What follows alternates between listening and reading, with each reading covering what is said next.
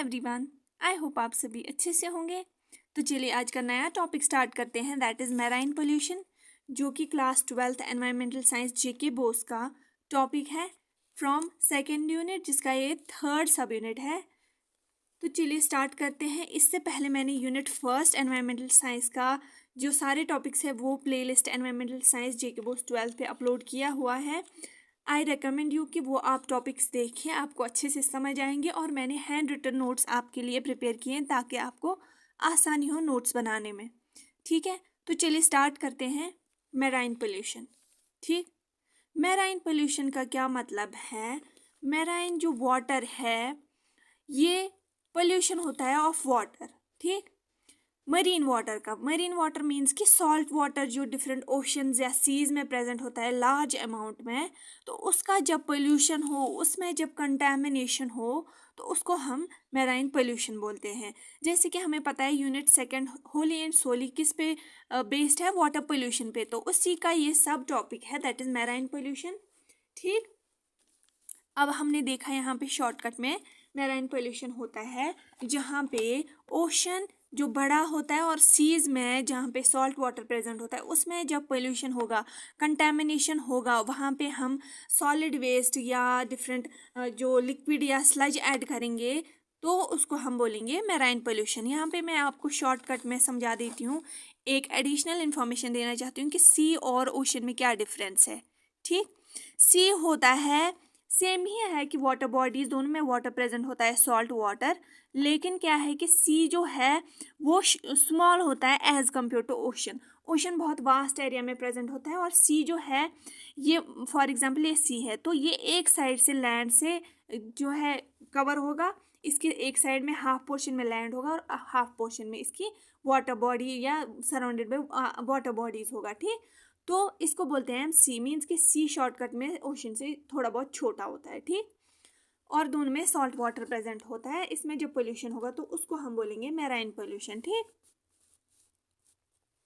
United Nations के मुताबिक marine pollution क्या होता है?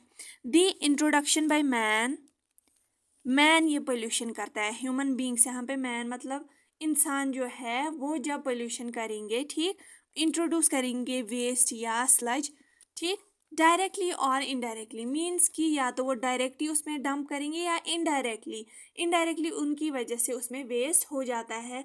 फॉर एग्जांपल वो वहाँ पे बहुत बड़ा फॉरेस्ट इर्द गिर्द है तो वो प्लांट कट करेंगे। ठीक, प्लांट कटिंग से इरोजन होगा और जब इरोजन होगा वो ऑटोमेटिकली सीज में जाएगा, तो वहाँ पे इनडायरेक्टली मैन जो है वो पोल्यूट कर रहा है किसको? मैराइन वाटर को, या डायरेक्टली भी वो डंप करता है, चाहे ऑयल हो चाहे गार्बेज हो। ठीक, ऑफ सब्सटेंसेस, जैसे कि मैंने बोला डिफरेंट सब्सटेंसेस, ठीक, डिफरेंट चीज़ें मैराइन एनवायरनमेंट में, resulting in deleterious effects such as hazards to human, उसकी वजह से उल्टा ह्यूमंस पे ही इफेक्ट पड़ता है। ठीक, ह्यूमन एक्टिविटी जो मैराइन एक्टिविटी है उसमें हिंड्रेंस, उसमें रुकावट आती है, मीन्स कि जो वहाँ पे एक्वेटिक लाइफ है, वहाँ पे शार्क्स वेल्स होती हैं, वो भी इम्पोर्टेंट है इकोसिस्टम के लिए, तो उनकी डेथ हो जाती है। ठीक, सी वाटर की जो क्वालिटी है उसमें भी इम्पेयरमेंट होती है। ठीक, इसमें से क्या क्या टॉक्सिक केमिकल्स ऐड किए जाते हैं ओशंस या सीज में? ऑर्गेनिक कंपाउंड्स, जिसमें डीडीटी आएगा, पीसीबी आएगा, मेटल्स आते हैं, फार्मास्यूटिकल्स, गैस, सॉलिड वेस्ट या प्लास्टिक्स आते हैं इसमें। ठीक, नाइट्रेट्स एंड फॉस्फेट्स, मैंने आपको अच्छे से ये सारी टर्म समझाई है पिछले के वीडियो में, जो यूट्रोफिकेशन है या वाटर पोल्यूशन क्या होता है उसमें मैंने ये बहुत अच्छे से ये सारी टर्म्स बताई हुई हैं। आई रिकमेंड यू कि आप वो वीडियो देखें। तो न्यूट्रिएंट्स जब इंक्रीज होंगी तो ऑब्वियसली यूट्रोफिकेशन होगी। ठीक, पूरे वाटर सिस्टम में जो है वहाँ पे पोल्यूशन होगा। जब सेडिमेंट्स इनपुट मतलब सेडिमेंट्स मीन्स कि सेडिमेंट इनपुट मतलब कि जब डिफरेंट चीज़ें या सॉइल वगैरह या सॉइल इरोजन की वजह से बहुत सारे वेस्ट कहाँ जाते हैं? मैराइन इकोसिस्टम में, मतलब कि वाटर सी या ओशन में, और ये बहुत लार्ज अमाउंट में उसमें डाला जाता है, इनपुट किया जाता है किसमें? ओशन या सीज में। इंडस्ट्रीज से बहुत सारा वेस्ट निकलता है ये लार्ज अमाउंट में इंडस्ट्री से वेस्ट निकलता है। ये नहीं कि छोटे मोटे घरों से नहीं, ये बहुत बड़े अमाउंट पे वेस्ट जो निकलता है इंडस्ट्री से या एग्रीकल्चरल फील्ड से, जो पराली वगैरह या वेस्ट निकलता है, फर्टिलाइजर्स वगैरह जो स्प्रे करते हैं, तो वहाँ से जो पोल्यूटेड नाइट्रोजन या फॉस्फोरस निकलता है, या डिफॉरेस्टेशन जब करी जाती है, ट्रीज वगैरह कट किए जाते हैं, तो फिर सॉइल लूजन अप होती है, तो सॉइल इरोजन होता है। ठीक, या सीवेज डिस्चार्ज डिफरेंट, मतलब कि किसी अर्बन सिटीज़, अब अगर आप अर्बन एरियाज देखोगे वहाँ पे सीवेज जो वेस्ट निकलता है वो बहुत हाई अमाउंट में निकलता है, उसको ऑटोमेटिकली कहाँ पे डंप किया जाता है, ओशंस या सीज में। एक्वाकल्चर, जब फिशिंग वगैरह की जाती है तो मतलब कि आर्टिफिशियल जहाँ पे वो फिशेस रियर की जाती हैं उनको, ताकि मार्केट में उनको बेचा जाए। ठीक, तो वहाँ पे जब उनको डिफरेंट न्यूट्रिएंट्स प्रोवाइड किए जाते हैं, उसके बाद वो डिस्चार्ज कहाँ पे करे जाते हैं, ओशन या सीज में। तो इन सब की वजह से भी मेराइन पोल्यूशन होता है। ठीक, रेडियो एक्टिव, जब किसी न्यूक्लियर प्लांट में different radio active elements use किए जाते हैं, तो लास्ट में रेजिड्यूज उसके कहाँ पे, वाटर में डाले जाते हैं। जब लार्ज अमाउंट में कुछ वहाँ से निकलता है तो उसको कहाँ पे डंप किया जाता है, ओशन या सीज में। ऑयल स्पिल्स हो गए, डिफरेंट शिप्स, जब अगर मैंने आपने मेरे बाकी वीडियोस देखे हो, लास्ट वीडियो, तो मैंने उसमें बोला था कि शिप्स में मैक्सिमम जो ऑयल है वो ट्रांसपोर्ट किया जाता है from one country to another country. तो इसकी वजह से कभी क्या होता है, एक्सीडेंटली ऑयल डंप, मतलब एक्सीडेंट होता है उन शिप्स में, तो जो ऑयल है वो वहाँ पे फैल जाता है या ओशंस में डंप किया जाता है। तो उसकी वजह से डिफरेंट जो वहाँ पे क्रिएचर्स हैं उन पे इफेक्ट पड़ता है, उनका जो रिप्रोडक्टिव सिस्टम या रेस्पिरेटरी सिस्टम है उस पर इफेक्ट पड़ता है। तो ठीक है, या कभी कभी क्या किया जाता है, जब फिशिंग के लिए नेट्स यूज़ किए जाते हैं, नेट पानी में फेंक के वहाँ से फिश वगैरह जो है उनको कलेक्ट करके बाजार में भेजा जाता है। तो कभी कभी क्या होता है, जब वास्ट अमाउंट में किसी सी के या ओशन के इर्द गिर्द कोई कंट्री रहती है, तो वास्ट अमाउंट में वहाँ पे नेट्स के थ्रू जो फिशेज़ हैं उनको कलेक्ट किया जाता है। लेकिन कभी कभी वहाँ पे फेंकी जाती है वो नेट्स उधर ही, तो उसकी वजह से भी जो वहाँ पे फिशेज़ है, क्रिएचर्स हैं, वो इन नेट्स में ट्रैप हो जाते हैं और अल्टीमेटली उनकी डेथ होती है। ठीक, मेराइन कंटेमिनेशन होती है, जैसे कि मैंने बोला, फिजिकल, केमिकल, बायोलॉजिकल कंटेमिनेशन होता है। ये भी मैंने आपको पिछले वीडियो में अच्छे से समझाया है कि जब टर्बिडिटी बढ़ जाए तो उसको फिजिकल जो है कंटेमिनेशन बोलते हैं। जब वहाँ पे केमिकल्स डिफरेंट ऐड होंगे हाई अमाउंट में, उसको केमिकल कंटेमिनेशन बोलेंगे। और बायोलॉजिकल मीन्स के वहाँ पे बायोलॉजिकल क्रिएचर्स या माइन्यूट माइक्रो ऑर्गेनिजम्स उसमें ऐड होंगी, ऑटोमेटिकली डिस्ट्रप्शन होगी। ठीक, तो उसको भी हम मेराइन पोल्यूशन बोलेंगे। इससे क्या होता है कि मेराइन ऑर्गेनिजम्स या वहाँ का इकोसिस्टम या बायोडाइवर्सिटी, जो वहाँ पे डिफरेंट स्पीशीज़ प्रेजेंट है, वो उनसे एक्सटिंक्ट होते हैं। जब पोल्यूशन होता है ओशंस में, तो वहाँ पे डिफरेंट जो स्पीशीज़ है उनका एक्सटिंक्शन होता है, तो अल्टीमेटली लॉस ऑफ बायोडाइवर्सिटी भी होता है। किसकी वजह से, मेराइन पोल्यूशन से। ठीक, क्वालिटी भी डिक्रीज होती है और प्रोडक्टिविटी भी। ठीक, तो ये था मेराइन पोल्यूशन। अब हम देख लेते हैं सोर्सेज क्या क्या रहते हैं मेराइन पोल्यूशन के। First is oil pollution. जैसे कि मैंने पहले भी बोला आप सबको कि डिफरेंट शिप्स के थ्रू जब ऑयल जो है वो ट्रांसपोर्ट किया जाता है, तो कभी कभी उसका स्पिल भी हो जाता है, मीन्स कि वहाँ पे उसको डंप किया जाता है ऑयल को, या रेजिड्यू डिफरेंट इंडस्ट्री से रेजिड्यू एज ऑयल निकलता है, तो उसको भी डंप किया जाता है कहाँ पे, ओशंस में। क्योंकि उनको आसान लगता है कहीं पे भी उसको डंप करना, क्योंकि लार्ज अमाउंट में निकलता है, तो वो सोचते हैं कोई भी लॉ भी नहीं है, कुछ रिस्ट्रिक्शंस भी नहीं है, तो वो वहाँ पे डंप करते हैं। लेकिन इससे बहुत ज़्यादा नेगेटिव इफेक्ट पड़ता है। Total global production of crude oil अगर हम देखें 3 बिलियन टन्स पर ईयर हो जाता है। ठीक, and half of this is transported through sea. जैसे कि मैंने बोला, इसमें से हाफ जो है वो कहाँ से ट्रांसपोर्ट किया जाता है, सी से। अकॉर्डिंग टू वन एस्टिमेट, एक एस्टिमेट क्या बताते हैं, जब उन्होंने देखा, सर्वे किया प्रॉपरली, उन्होंने बोला 0.05 to 0.1% surface of sea remains covered with oil film. Oil film का क्या मतलब है कि ये माना बहुत वास्ट एरिया में ओशन है। ठीक है, ये यहाँ पे स्मॉल लग रहा है लेकिन ये बहुत वास्ट होता है। ठीक, तो यहाँ पे वाटर है। ठीक है, तो क्या बोला है इन्होंने कि ये जो पूरा एरिया है ऊपर का 0.05 और 0.01% सरफेस ऑफ सी जो है वो इतने ऑयल से कवर रहता है, एक फिल्म बनाता है ऊपर। इससे क्या होता है कि लाइट भी एब्जॉर्ब नहीं होती, मिक्सचर ऑफ जो sea cold water and hot water mixture नहीं होता, तो वहाँ पे अल्टीमेटली डिस्ट्रक्शन होता है। ठीक, फर्टिलाइजर्स भी ऐड करते हैं। ये मैंने आपको बहुत अच्छे से समझाया हुआ है, यहाँ पे फिर से समझा देती हूँ। फर्टिलाइजर्स जैसे कोई एरिया है एग्रीकल्चरल फील्ड, ये बहुत वास्ट एरिया है समझो, यहाँ पे जो फार्मर्स है वो फर्टिलाइजर्स पेस्टिसाइड्स जो है स्प्रे कर रहे हैं ऑन क्रॉप्स ताकि उनकी क्रॉप प्रोडक्टिविटी इंक्रीज हो। लेकिन जो रेजिड्यू है उस पर जब रेनफॉल होता है तो वो कहाँ पे लीच आउट होता है, जाता है पानी के साथ डिफरेंट वाटर बॉडीज़ में या ओशंस में भी जाता है। तो वहाँ पे क्या होता है, nitrogen and phosphorus nutrients add होते हैं, उससे यूट्रोफिकेशन होता है। यूट्रोफिकेशन आपका 12th में अलग से टॉपिक है, आपको अगर वो वीडियो देखना है मैंने बहुत अच्छे से समझाया हुआ है तो वहाँ पे भी आप ये टर्म देख सकते हैं, आपको बहुत अच्छे से समझ आएगा। ठीक, अब हम देखते हैं अनदर सोर्स कि मतलब कहाँ कहाँ से ये मैराइन पोल्यूशन होता है।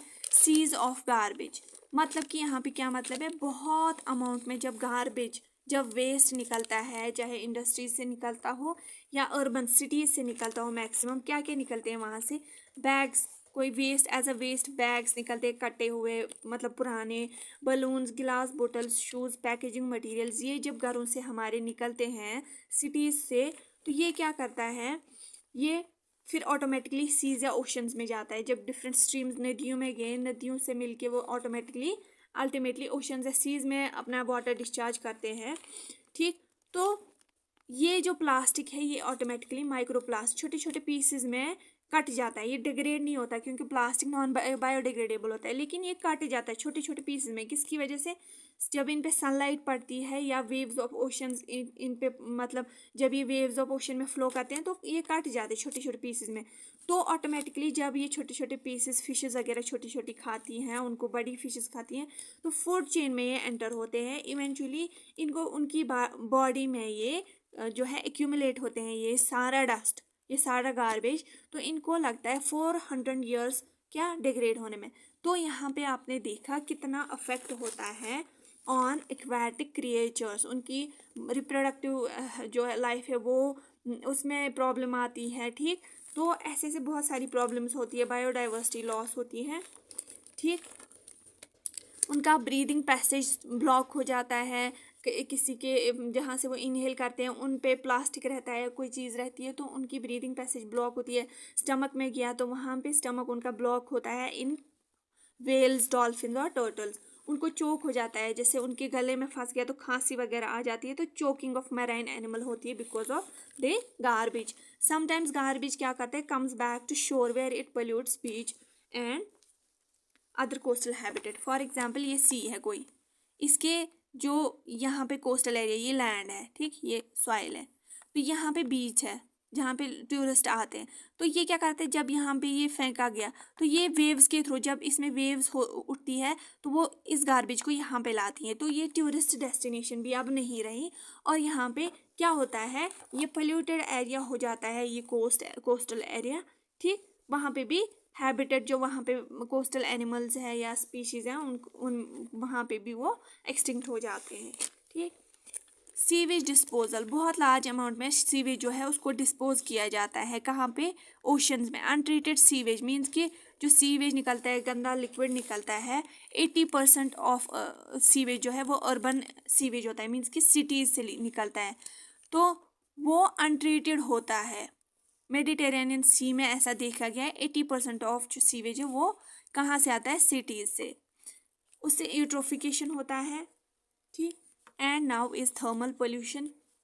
थर्मल पोल्यूशन तो क्या होता है कि यहाँ पे मानो ओशन है बड़ा, तो इंडस्ट्रीज़ को आसान लगता है यहाँ पे डंप करना, यहाँ पे मानो इंडस्ट्री है, तो ये अपनी इक्विपमेंट्स चलाने के लिए उनको कूल करने, जब वो हॉट हो जाते हैं उनको कूल करने के लिए water as a coolant use करते हैं, तो लास्ट में वो भी जब हॉट हो जाता है पानी तो उसको यहाँ पे डंप करते हैं, तो यहाँ पे इसको बोलते हैं thermal pollution.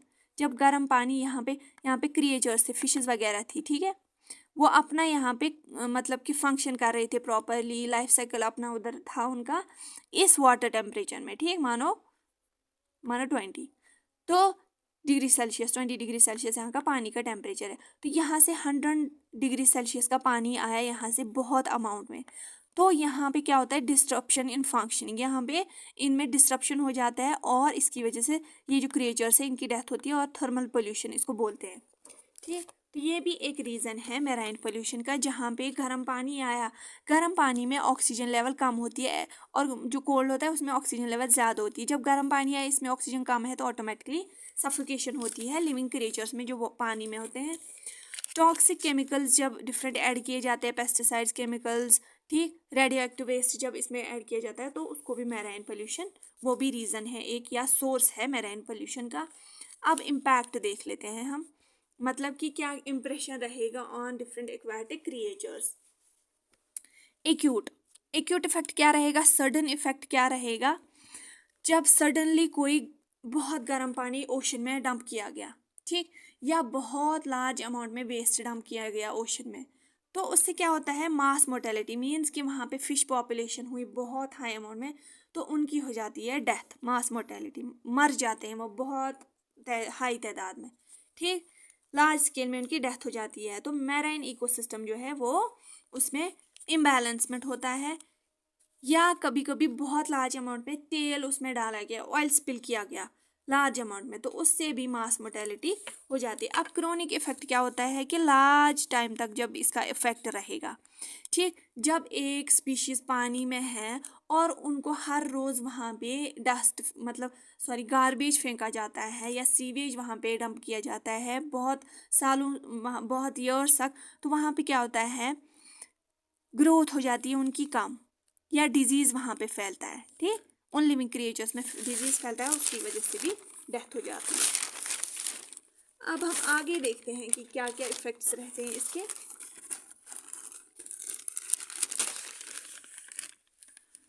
Failure in reproduction, जैसे कि मैंने बोला पहले भी कि रिप्रोडक्शन का फेल्योर हो जाता है, वो रिप्रोड्यूस नहीं कर पाते, जिसकी वजह से ऑटोमेटिकली जब वो रिप्रोड्यूस नहीं कर पाएंगे तो एक फिश स्पीशीज़ ही उसका क्या हो सकता है, खात्मा हो सकता है, एक्सटिंक्ट हो सकता है।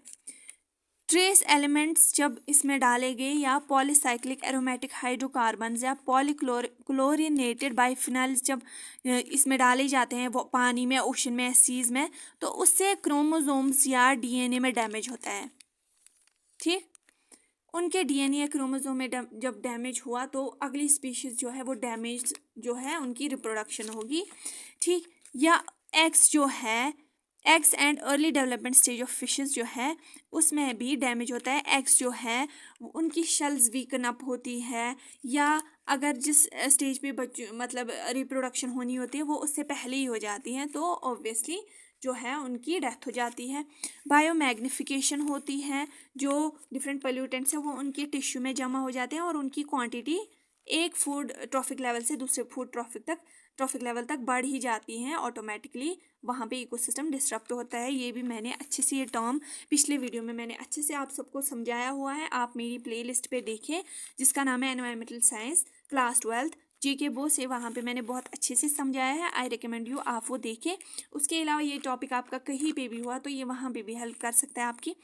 उनकी फिजियोलॉजी, जब वो बॉडी की फंक्शनिंग जो होती है, उनकी डाइजेशन हो, ब्रीदिंग हो, वो प्रॉपरली नॉर्मल चल रही थी, लेकिन जब वो सालों साल तक एक पोल्यूटेंट के एक्सपोजर में आ रहे हैं, पोल्यूटेंट उस ओशन में फेंका जा रहा है, तो उनकी फिजियोलॉजी जो है उस पर इफेक्ट पड़ता है। उनकी डाइजेशन नहीं हो पाती अच्छे से, ब्रीदिंग नहीं हो पाती अच्छे से, इम्यूनोलॉजी, वो जो किसी डिजीज़ से लड़ते थे उनका जो पावर हाई था लेकिन वो अब कम हो जाता है, वो ससेप्टेबल हो जाते हैं तो एनी डिजीज़। इम्यूनोलॉजी, उनकी इम्यून सिस्टम उनका वीक होता है। इकोलॉजी भी उनका अफेक्ट होता है। कैंसर्स देखे गए हैं एक्वेटिक एनिमल्स में, ट्यूमर्स देखे गए हैं मैराइन मैमल्स में, ठीक, ट्यूमर होता है जब ट्रमेंडस अमाउंट में सेल्स का ग्रोथ हो तो वहाँ पे ट्यूमर बन जाता है, एक गिल्ट बन जाता है और वो भी कैंसर ही हो जाता है वहाँ पे।